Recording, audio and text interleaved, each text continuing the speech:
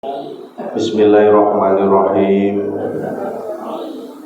Assalamualaikum warahmatullahi wabarakatuh.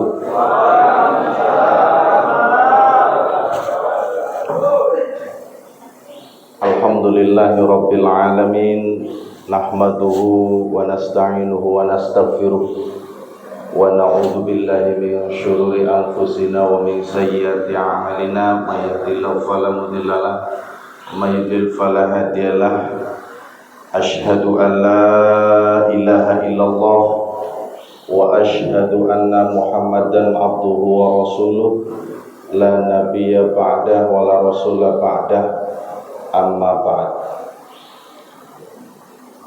Sama-sama kita hormati para guru, para kiai, para ustadz,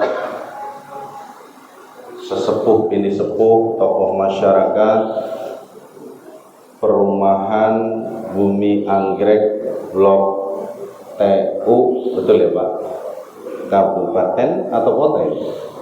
Kabupaten Bekasi. Para jamaah Masjid As-Salam yang dirahmati oleh Allah, hadirin wal hadirat, alhamdulillah ada Habib Muhammad Ali. Saya cari-cari dari tadi, alhamdulillah. Beliau katanya sakit, alhamdulillah sudah sehat sepertinya.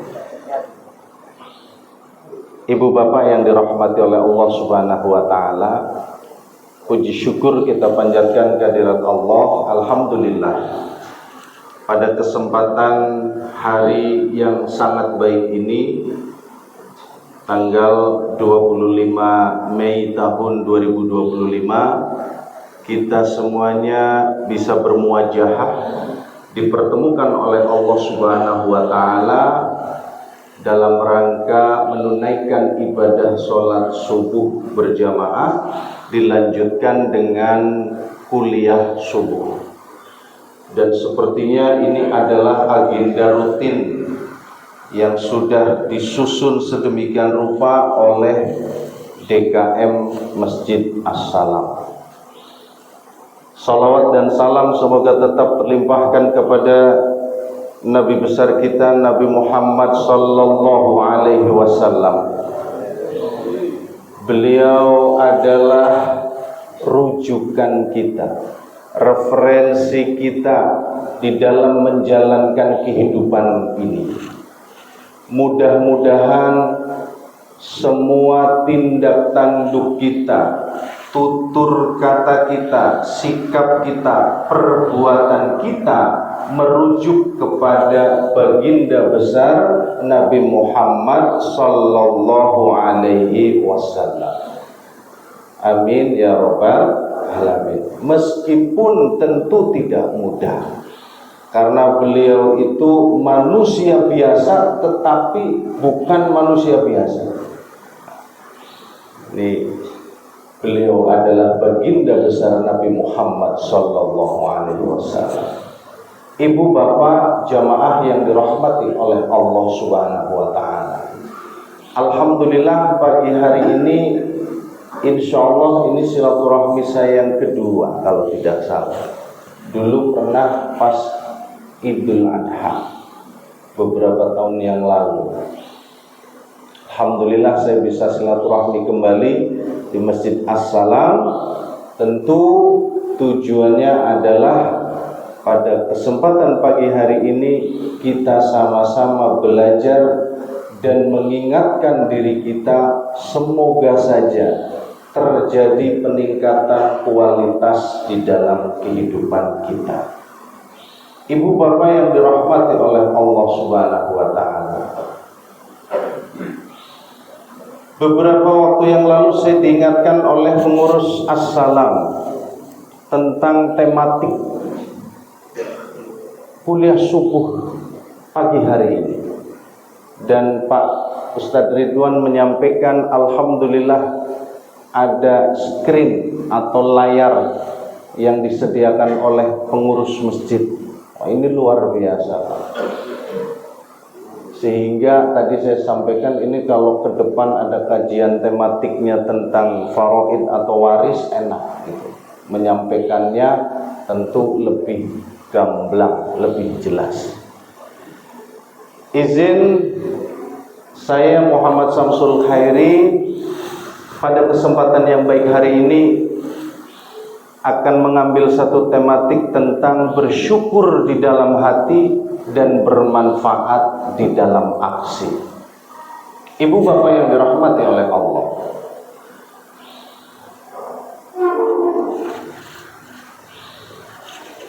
ini adalah triangle of life atau segitiga kehidupan. Ini ada ininya nggak bisa di ini ya Pak? Oh ya, ada.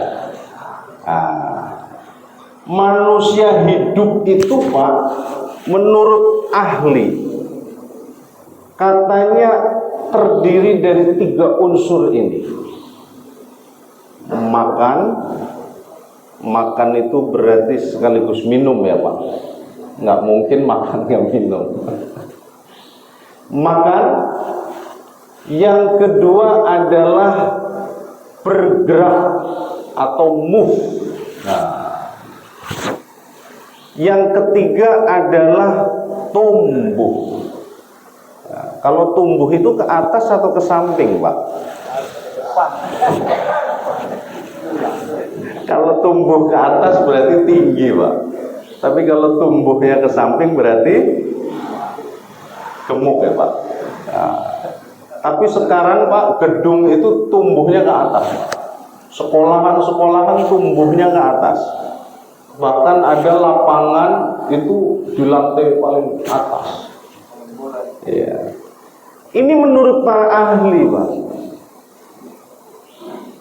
triangle of life katanya.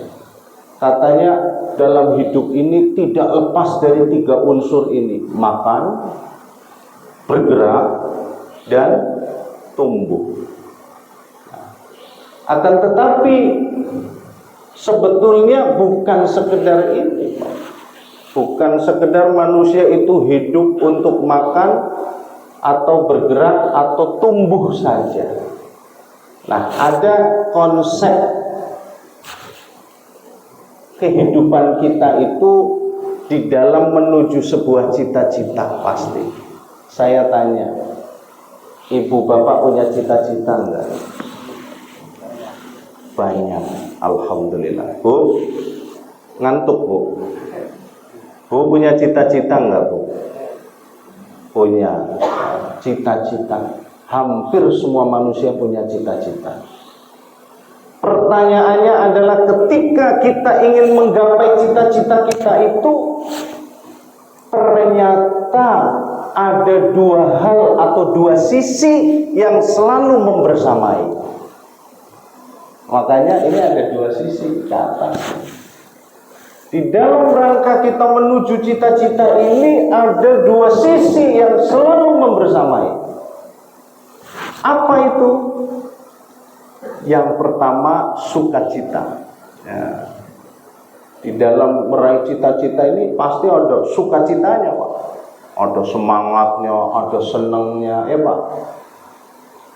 Tetapi banyak juga yang melupakan bahwa ada satu sisi lainnya, yaitu duka cita. Di dalam perjuangan kita meraih cita-cita kehidupan ini ada sukacita, ada duka cita. Sayangnya manusia ini hanya taunya pengennya senang. Manusia itu Pak, pada prinsipnya adalah mencari nikmat, menghindari sengsara. Itu prinsip dasarnya manusia Pak. Rata-rata manusia di muka bumi ini mencari nikmat, menghindari sengsara. Sementara Allah Subhanahu wa taala dalam Quran jelas, am hasibtum an tadkhulul jannata ila akhiril ayat. Jangan dikira kamu akan masuk surga, sementara kamu tidak pernah diuji dengan ujian seperti yang diujikan kepada orang-orang sebelum kamu. Maka umatnya Kanjeng Nabi Muhammad itu sudah banyak fragmentasi contohnya, Pak. Bahkan para ulama menyampaikan kira-kira umatnya Nabi Muhammad itu ujiannya adalah sama persis seperti umat-umat sebelum Kanjeng Nabi Muhammad, atau apa yang dialami oleh nabi-nabi sebelum Nabi Muhammad. Contoh, ada yang berani sama orang tua. Ada nggak contoh sebelum Kanjeng Nabi, Pak? Ada. Ada homoseksual. Dulu ada nggak, Pak? Ada. Ada lagi yang istri berani ke suami. Ada nggak, Pak? Ada. Tapi insya Allah di Blok TU ini nggak ada. Itu hanya terjadi di Amerika, Pak. Oh, suaminya takut istri. Masya Allah. Nggak ada ya, Pak ya. Masya Allah. Kata suaminya begini, Pak. Takut sama sayang itu beda tipis. Saya itu nggak takut, Pak. Saya itu sayang sama istri. Gitu ya. Tapi takut dengan sayang itu beda tipis. Maka ibu bapak yang dirahmati oleh Allah, ketika kita punya cita-cita, kita harus ingat ada dua sisi. Sukacitanya ada, duka citanya ada. Maka perlu dilandasi dengan di dalam diri kita itu harus ada keimanan. Ini penting, Pak. Bahwa keimanan di dalam diri kita itu sangat penting. Nah ini, Pak, ada tampilan ini. Saya sengaja tampilkan video. Ini ada yang tahu, Pak, jembatan apa, Pak, ini, Pak? Jembatan merah ini yang dekat sini ya, Pak. Ini jembatan namanya San Francisco Bridge, Pak. Di jembatan ini setiap seminggu itu ada 2-3 orang bunuh diri, Pak. Tuh. Ya, ini ternyata negara maju, Pak. Dalam 1 minggu rata-rata orang bunuh diri di jembatan ini 2-3 orang. Makanya ada pojokannya di jembatan itu, Pak. Kalau Bapak lihat, kalau Bapak nanti satu saat ke sana, Pak, itu ada tulisannya. There is help. Please make a call. Itu dalam bahasa Inggris. Masih ada bantuan. Tolong telepon. Jadi ada teleponnya, Pak. Di pojok jembatan itu ada teleponnya.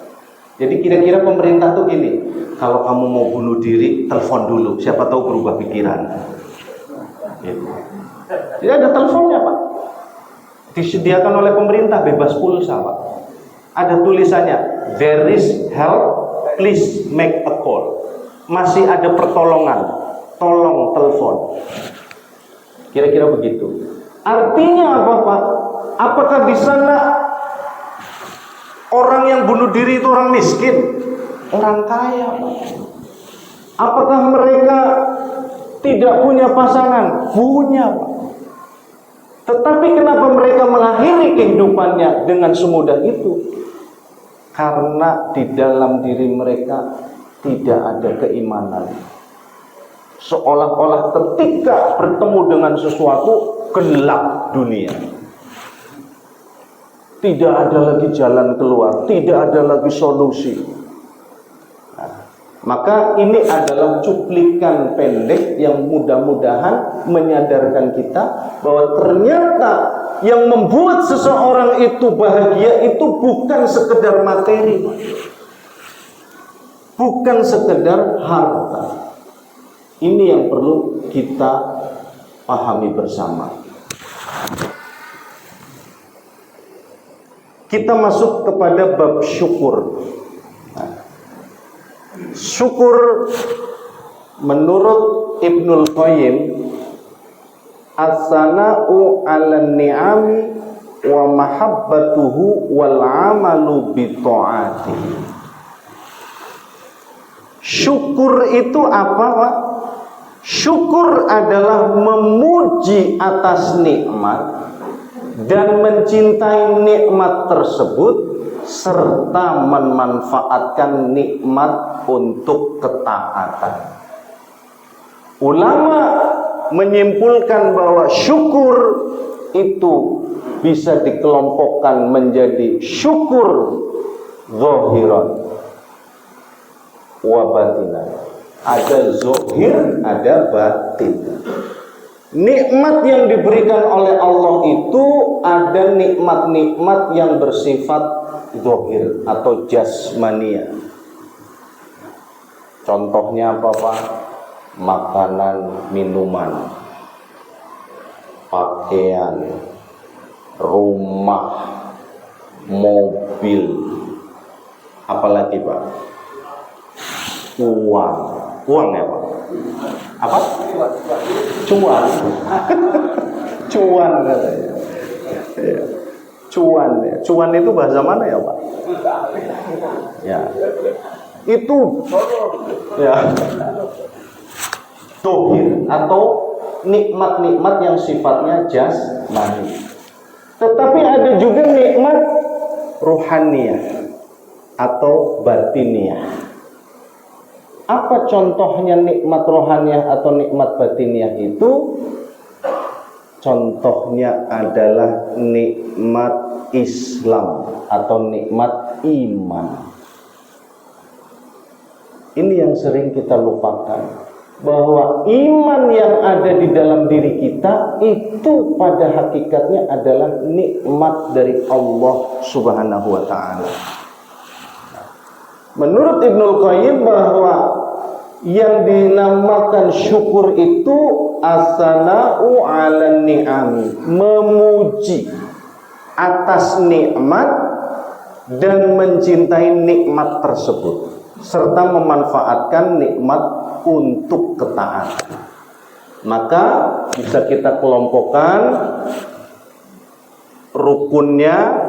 Kira-kira yang pertama adalah mengakui nikmat itu berasal dari Allah. Nah, nikmat itu asalnya adalah dari Allah. Herannya Pak, ini kadangkala ada Pak. Ini contoh ini Pak, contoh Pak. Istrinya bilang, ya mau kemana ya? Udah malam, dipanggil bos. Berangkat Pak. Karena apa? Merasa bahwa bosnya itu sering membantu, ngasih beras misalnya, hajatan misalnya, datang nyumbang uang. Maka suaminya ini pokoknya sangat takzim sekali sama pimpinannya, bosnya ini. Pokoknya mau hujan, mau badai, pokoknya kalau bosnya manggil berangkat, kira-kira begitu. Sampai istrinya bilang, ya udah maghrib ya, mana gerimis lagi. Nggak bisa, pokoknya bos itu orangnya baik, saya harus berangkat, ditelepon. Itu bos manusia Pak. Bos tersebut hanyalah wasilah yang dijadikan perantara dari Allah untuk menyampaikan rizki kepada suami tersebut. Pada hakikatnya rizki, kenikmatan yang dirasakan oleh orang itu adalah asalnya dari Allah. Tapi kadang-kala justru sama Allah dipanggil nggak mau mendekat. Tapi kalau sama pimpinannya siap berangkat OTW, ya, nggak taunya OTW-nya orang tepat waktu. Ya. Yang kedua, memuji Allah atas nikmat tersebut. Yang ketiga, meminta tolong untuk menggapai ridho Allah dengan memanfaatkan nikmat tersebut di dalam ketaatan. Mudah-mudahan ketika kita bersyukur di dalam diri kita, maka kita ada 3 unsur ini Pak. Mengakui bahwa nikmat itu asalnya dari Allah. Yang kedua, memuji Allah atas nikmat tersebut. Dan yang ketiga, meminta tolong untuk menggapai ridho Allah dengan memanfaatkan nikmat di dalam ketaatan. Sayangnya Allah menegur kita, wa qalilum min ibadiyasy syakur. Sedikit sekali dari hamba-hambaku itu yang bersyukur, Pak. Kalau hari ini hamba-hamba Allah itu banyak yang bersyukur, Pak, insya Allah Masjid As-Salam nggak muat, Pak. Bahkan lantai atasnya sudah dipakai belum, Pak? Sudah. Ini bisa penuh, Pak. Bahkan kalau Ramadan itu Lailatul Qadar, ini kalau Allah ngasih tahu Lailatul Qadar jatuhnya tanggal berapa, insya Allah DKM repot, Pak. Karena sampai ujung sana jamaah nggak bakalan putus, kayak di tanah suci, sampai depan-depan hotel jamaah nggak putus. Nah, Allah menyampaikan, dan sedikit sekali dari hamba-hambaku yang bersyukur. Ini adalah teguran dari Allah yang disampaikan kepada kita sebetulnya, bahwa ternyata dari sekian banyak manusia, kalau manusia itu jumlahnya, ini kalau menurut data itu sekitar 5 miliar, Pak. Seluruh dunia, Pak. Kurang lebihnya 5 miliar. Maka yang mendapatkan nikmat iman Islam itu kurang lebih sekitar 1 miliar, Pak. Jadi yang iman Islam dikasih Allah nikmat iman Islam dari 5 miliar itu sekitar 1 miliar. Dan dari 1 miliar itu di-split lagi, di-breakdown lagi, ada yang bersyukur, ada yang nggak bersyukur. Dan ternyata yang bersyukur itu sedikit. Siapakah orang yang bisa menjadi raja di dunia dan di akhirat, Pak? Nah, ini gambar raja siapa ini, Pak? Raja Salman. Ternyata, Pak, ada orang yang bisa menjadi raja di dunia dan di akhirat. Siapa itu? Adalah orang yang bersyukur. Orang yang menerima pemberian Allah, merasa cukup. Orang yang merasa cukup dengan pemberian Allah itu adalah orang yang bersyukur, dan orang yang bersyukur itu pasti menjadi raja, baik di dunia maupun di akhirat. Coba, Pak, kita lihat, Pak, tukang becak misalnya. Tukang becak itu, Pak, saking nikmatnya ya, nyari penumpang 1 jam nggak dapet, becaknya dinaikin, Pak. Tidur lagi, Pak. Coba, Pak, kurang apa itu, Pak? Nikmat sekali. Dan dia merasa menerima itu. Bandingkan dengan orang yang, mohon maaf, misalnya ada yang rumah mewah, mobil mewah, tapi tidak bersyukur. Hidupnya itu, kalau orang Jawa bilang rungsang. Rungsang itu apa, Pak? Ya, gelisah. Pagi-pagi berangkat gitu ya, berangkat lampu masih nyala, pulang lampu masih nyala juga. Nggak pernah ngelihat matinya lampu, Pak. Lampu rumah nggak pernah lihat matinya lampu rumah, karena berangkat lampu masih nyala, pulang lampu udah nyala. Nah, ternyata ada orang-orang yang seperti ini yang ternyata hidupnya gelisah. Tetapi justru orang-orang yang kelihatannya secara ekonomi ini mungkin kurang, tapi ternyata bahagia. Maka orang yang bersyukur, orang yang menerima, merasa cukup dengan pemberian Allah adalah orang yang menjadi raja, Pak. Baik di dunia maupun di akhirat.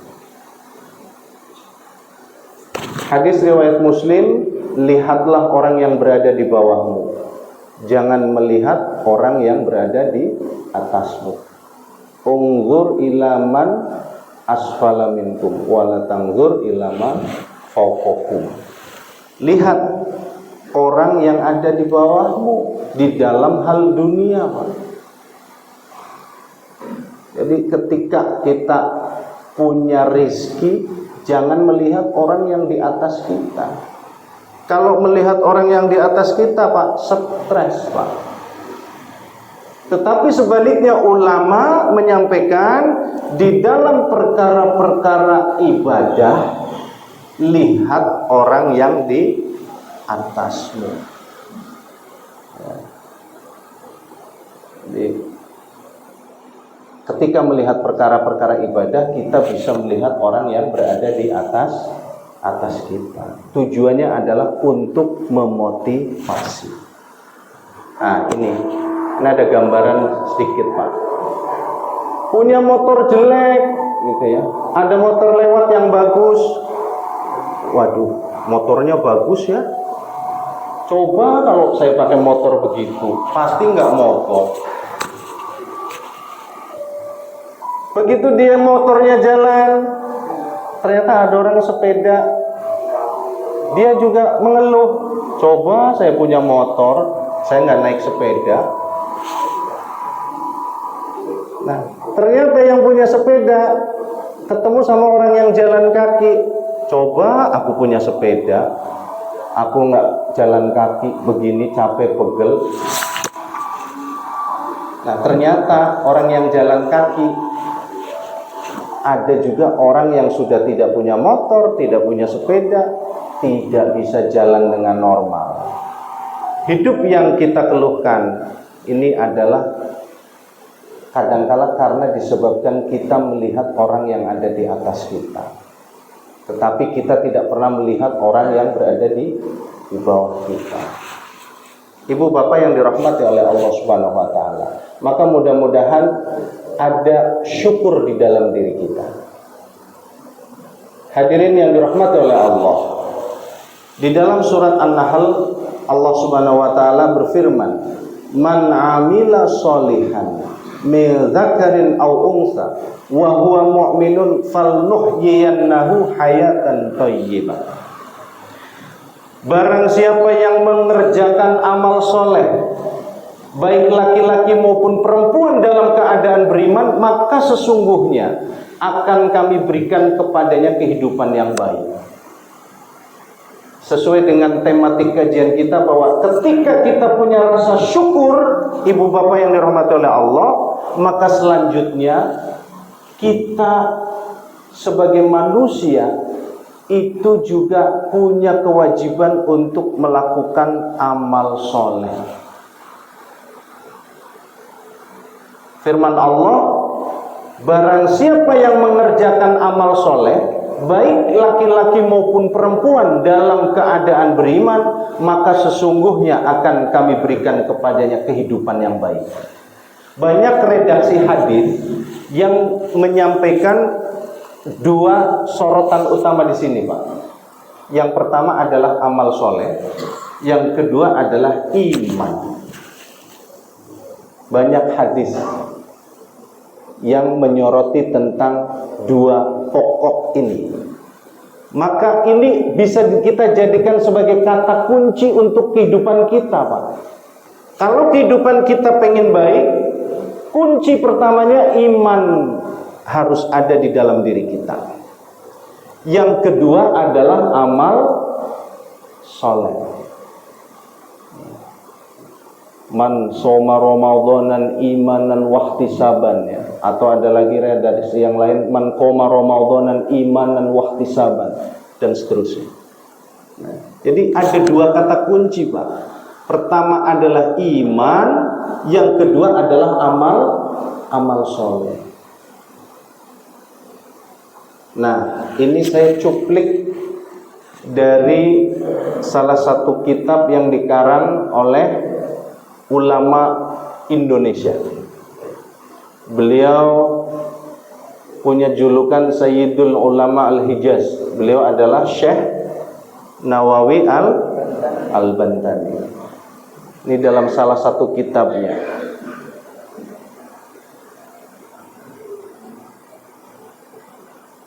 ruwiya anin Nabi sallallahu alaihi wasallam annahu qol khaslatani la syai'a afdalu minhuma. Ada dua hal, jangan perkara ya Pak. Saya lagi ngindarin perkara sebenarnya Pak. Katanya banyak ustadz katanya ustadz ini belum apa-apa udah kebanyakan perkara katanya. Rukun Islam ada 5 perkara. Jadi jamaahnya takut. Wah, jangan-jangan kebanyakan perkara ini. Saya ganti aja pakai hal lah. Khoslatani la syai'a afdalu minhuma. Ada 2 hal yang tidak ada pembanding kebaikannya dari kedua hal itu. Berarti artinya apa Pak?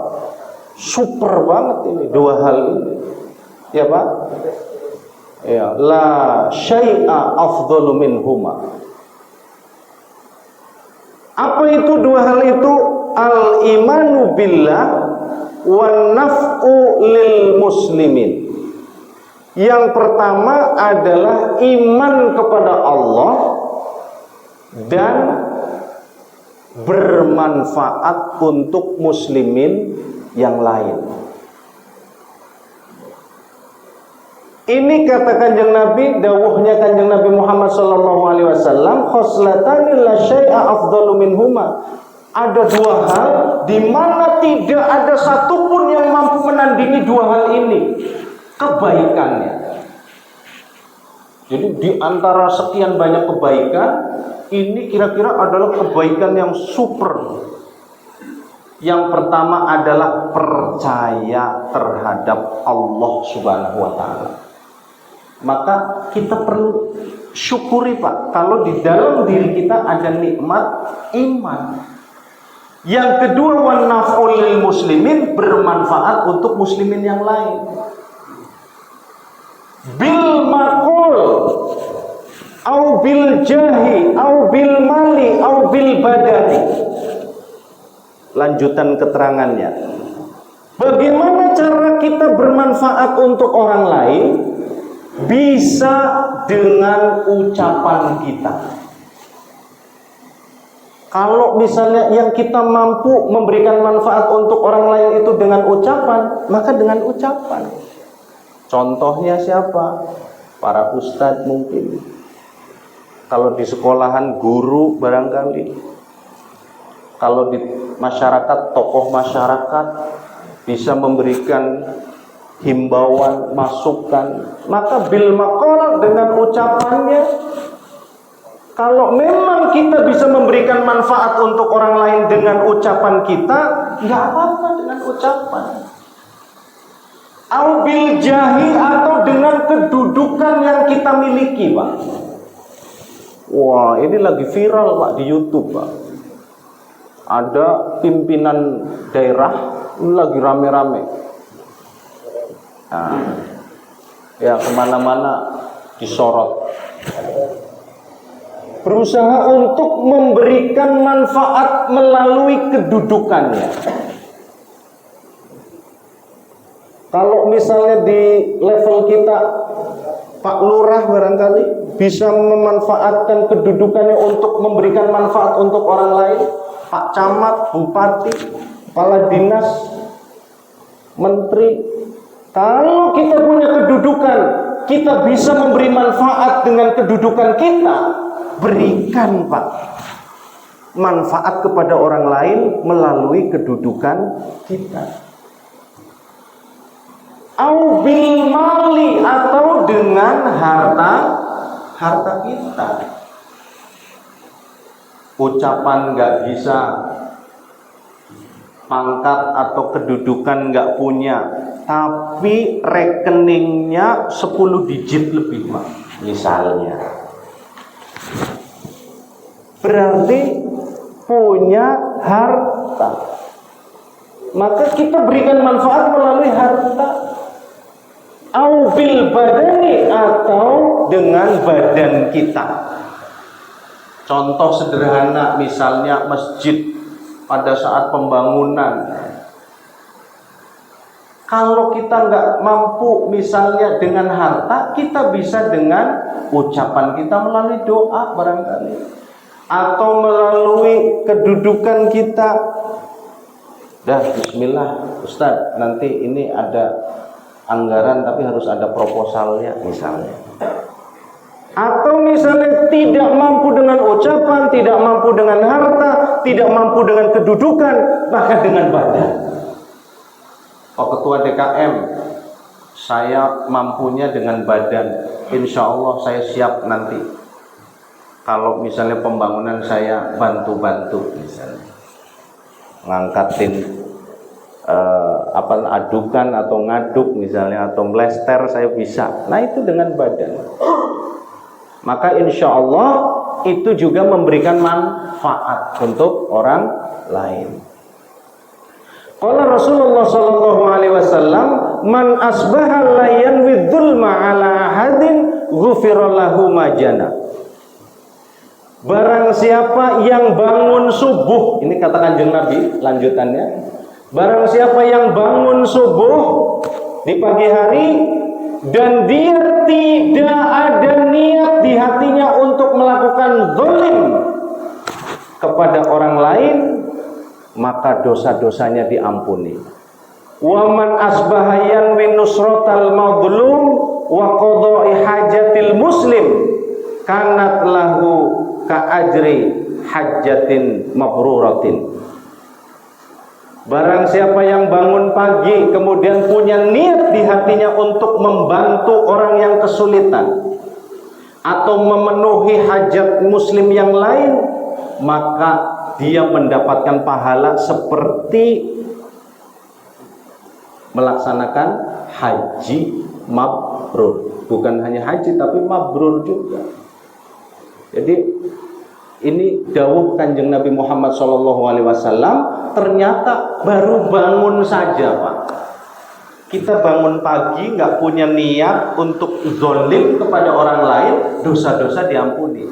Begitu nggak punya niat zalim, justru kita niat, ya Allah, tetangga saya kemarin membutuhkan bantuan, insya Allah ya Allah pagi hari ini saya akan membantu tetangga saya. Maka beliau sudah mendapatkan pahala seperti haji yang mabrur. Wa qala alaihi salam, ahabul ibad ilallahi ta'ala anfa'un nas linnas wa afdhalul a'mal idkhalus surur ala qalbil mu'min yatrudu anhu ju'an aw yakshifu anhu karban aw yaqdilahu dainan. Jadi sebaik-baik amal adalah sebaik-baik amal, afdhalul a'mal idkhalus surur, membahagiakan ala qalbil mu'min, pada hatinya orang yang beriman. Jadi ternyata membuat bahagia orang lain itu adalah sebaik-baik amal. Idkhalus surur ala qalbil mu'min. Yatrudu anhu ju'an, contohnya apa Pak? Memberikan seteguk air untuk menghilangkan dahaga. Kemarin Ramadan kita berlomba-lomba ya Pak. Ada yang tajil, ada yang ngasih es buah, ada yang ngasih gorengan. Kemudian au yakshifu anhu karban, atau meringankan kesusahannya. Jadi kalau kita punya sahabat, tetangga atau saudara kemudian kita bantu meringankan kesusahannya, itu juga sebaik-baik amal.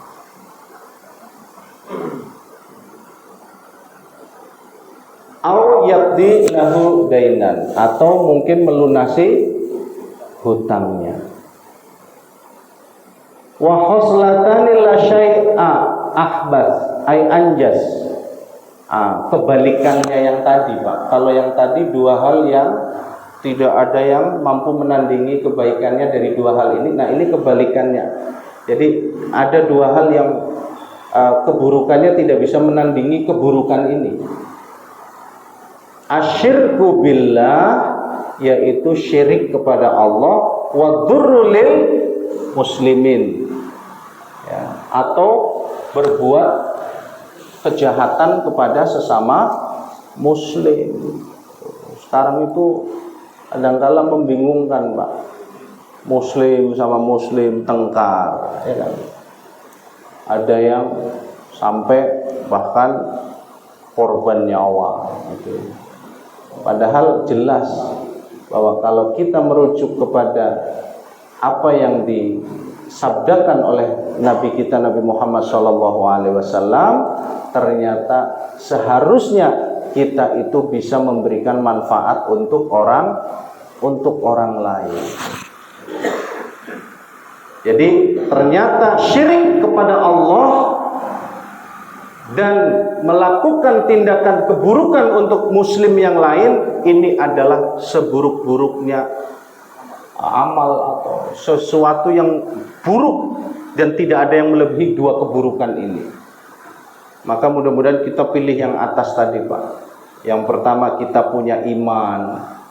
Bangun tidur kita tidak punya niat untuk menzalimi orang lain, bahkan bila perlu kita justru punya niat untuk membantu orang lain atau berusaha untuk meringankan kesusahan yang dialami oleh orang lain.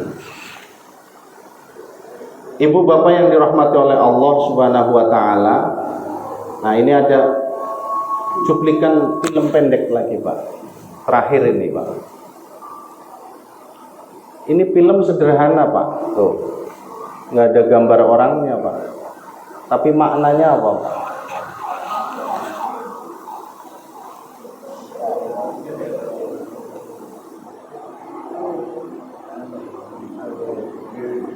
Nah,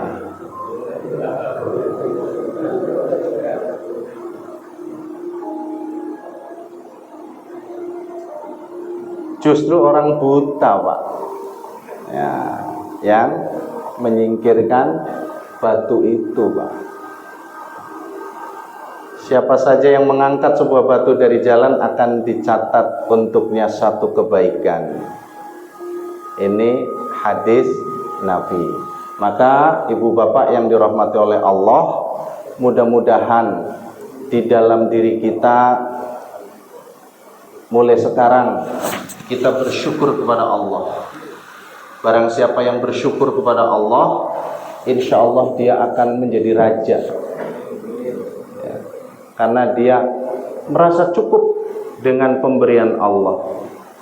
Tetapi sebaliknya, ketika seseorang tidak punya rasa syukur, maka seberapapun banyak rizki yang Allah berikan, dia tidak akan pernah merasa cukup.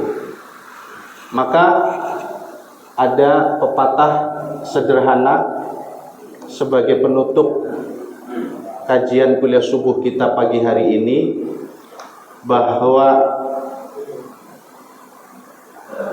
rezeki tidak akan bertambah dengan tomak. Saya ulangi, Pak, rezeki tidak akan bertambah dengan tomak, dan rezeki tidak akan berkurang dengan qanaah.